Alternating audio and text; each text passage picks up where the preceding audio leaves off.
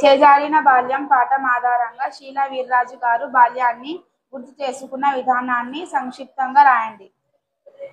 రచయిత శ్రీలవిరాజు గారు చిన్నప్పుడు తన ఇంటి వెనక వీధిలో రామూర్తి గారు అనే ఒక ముసలాయన ఉండేవాడు.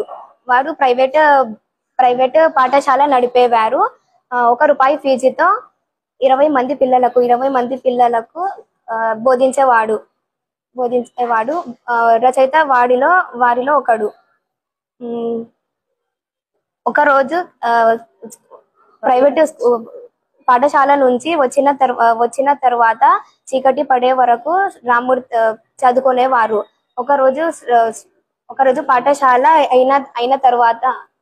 అయిన తర్వాత రామూర్తి గారు పిల్లలందరికీ చెప్పారు బొమ్మలేయమని. సీట ఇంకా పడలేదని వాళ్ళందరూ బొమ్మలు వేశారు. శ్రీరవిరాజు గారేమో విధానం బొమ్మ, ఇల్లు బొమ్మ వేశారు.